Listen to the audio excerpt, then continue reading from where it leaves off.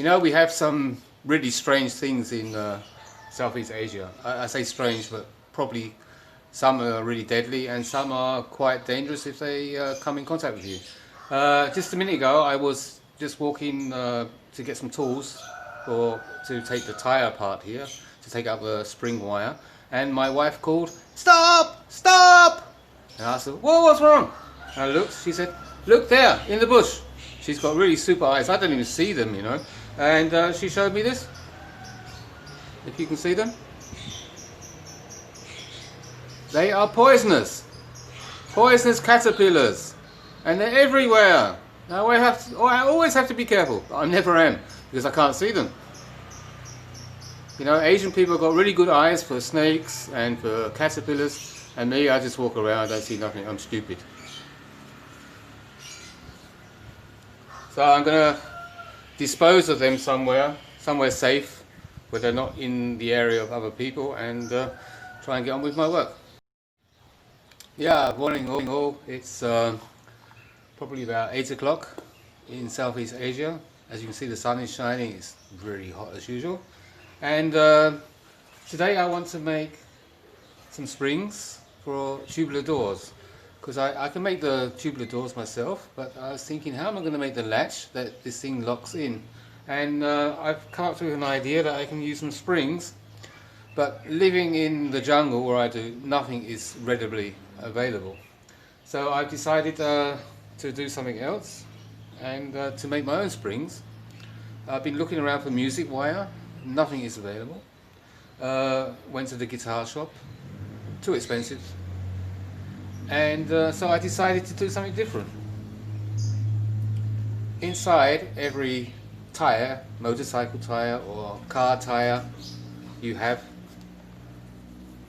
steel. Yeah? The steel is spring steel. So if I take this out, I should be okay to make 4 or 5 springs out of this, and well, be ready to go, that I can insert them later into my latch on the door, on the tubular door, and yeah, should work perfectly, I hope.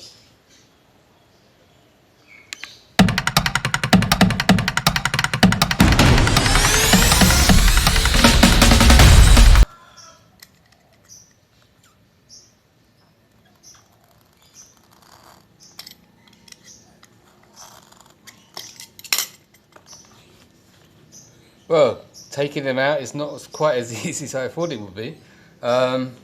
I can get the rings out. There's probably about 4 or 5 rings inside the rubber itself, which have been sealed in. The next question is how I'm going to get the rubber off. I'm thinking maybe, I don't want really to make a fire and burn them, because it's not good for the environment. So I'm thinking, yeah, to use probably some kind of acid, which I already have here for cleaning other stuff. Put them into an acid bath and leave them probably for an hour or so in hydrochloric acid, and hopefully the rubber will dissolve and all I have is the metal left over. Okay.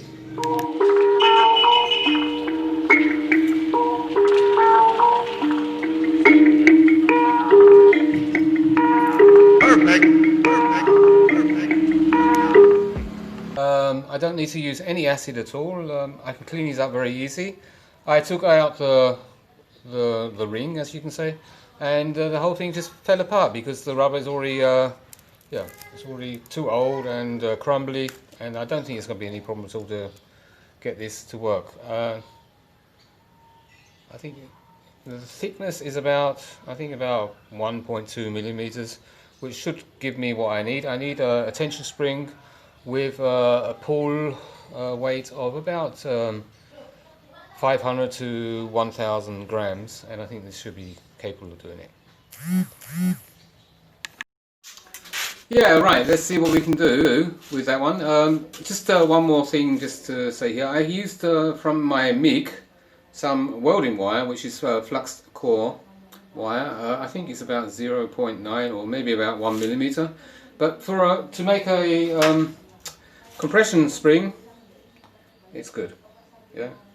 And it works, and it stays in position, and it comes back, if you can really see here. But if you want to make a tension spring, it's not a good idea, because I just tried and you can pull it apart. I have one here which I just made, just a small one just to try. if you can see on the camera. But the problem is when I pull it, it comes apart.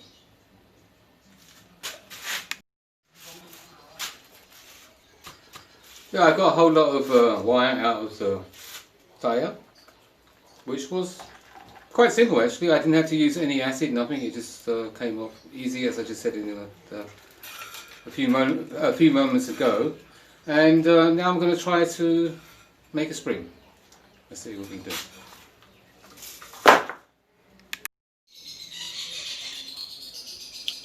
Well, I've just drilled a hole in a piece of metal, which I'll show you in a minute.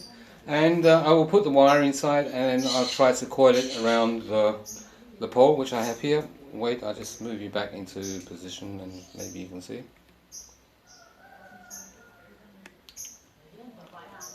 So, let's see what we can do.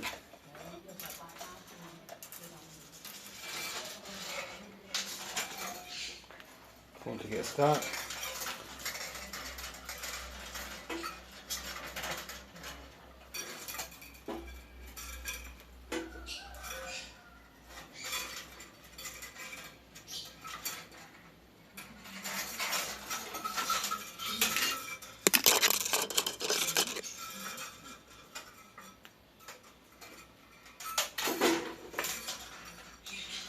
You can buy springs, I suppose, anywhere, but to find the spring you want is always a problem, or the length, or how much it should pull, like by a tension spring especially, or how much pressure you want to apply. And that is always difficult, to find something which you really think is correct. This way, with this material I'm using now, which is, I think is quite good, I can feel a lot of pressure and tension on the wire already, and it's getting quite undesirable. Try and get it out. I can feel the pressure is there, and the good thing about this one is because I've got probably about a meter, probably more than a meter of wire here, which I can play with.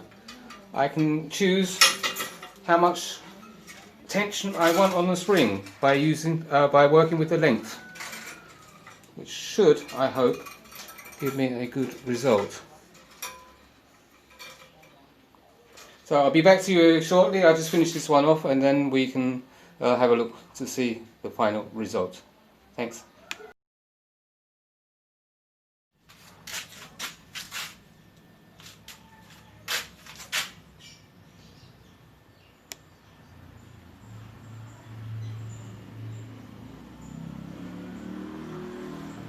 Well, I'm quite happy with the result. It's not perfect, as you probably can see. But for my purpose it will be okay, and I'm going to make 3 or 4 more, because these are going to be used in a later project for tubular doors, for the latch on the door. And I was looking for a spring which had about 500 to 1000 grams tension, and I couldn't find anything. And well, here in Southeast Asia it's just about impossible to find anything you need, and I end up making everything alone. And it's quite a good idea if you haven't got anything and you don't want to spend the money for music wire and have to order online and pay all the costs what come together with it. Just find an old tire from a scrap dealer or from a tire merchant, take out the wire, and you've got springs which are pretty solid. Okay, I'll show you later what we're going to do with this spring. It will be put into this tubular bar with a latch system that you can open the door easy, and hopefully it should run very, very smooth. Okay, thank you.